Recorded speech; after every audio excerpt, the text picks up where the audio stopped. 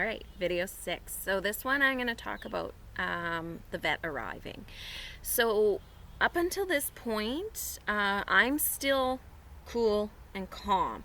I am, dealing with the emergency at hand, right? That's one of the things that, we talk about a lot is being prepared and then being calm while you're taking actions. So at this point, I am still quite calm and clear-headed. So the vet arrives. So it is now, so this all started at about 2 o'clock. So now we're looking that it's about 4:30, somewhere in there. So the vet arrives and he comes in and he looks at Pearl and honestly, he gave her Banamine, and the Banamine hardly touched the pain that she was in. So that was really a hard thing as a horse owner, to see your horse suffer and the medicine you're giving them isn't helping them at this point. So that's a really tough thing as a horse owner to see. So he gave her Banamine, and it didn't touch it. So then he gave her a little bit more, the max dose or whatever he could give her. And then he really just looked at me and said, Miranda, I think you need to decide if you're going to make a trip to Saskatoon. She's just at that point where tubing her really isn't going to do much for her. You need to be in the best hands possible, and Saskatoon is where he wanted to send me. And he said, you need to make that decision and go. So I was like, okay. So honestly, we hadn't had that conversation.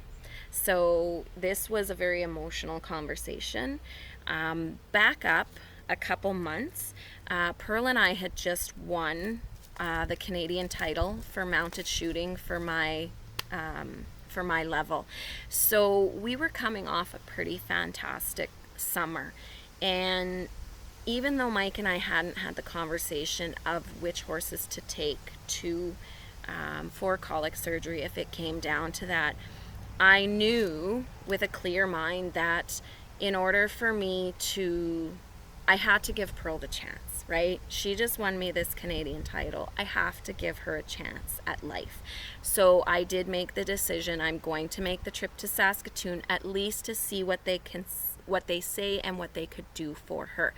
So my veterinarian, again, remember, they're your best friend through this. He made all the calls necessary. He phoned the vets up there and he made those arrangements. All I had to do was go and jump in a vehicle and head off to the city.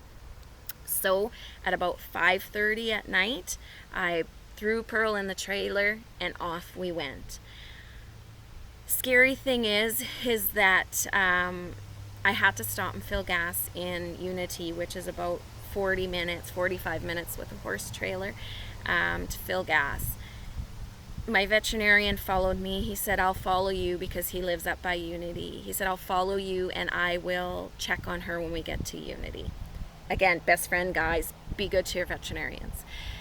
I was really scared that when I pulled into the gas station at Unity that she would be down, and I just, honestly, I thought I was going to have a dead horse at that point. So that was really, really a scary, scary moment for me. But we got to the gas station and pulled in, and she stuck her nose out. I have a little stock trailer and the one side is open, and she stuck her nose out of there, and I seen her nostrils flare, and she was breathing and she was upright. So I was so thankful we had made it to Unity.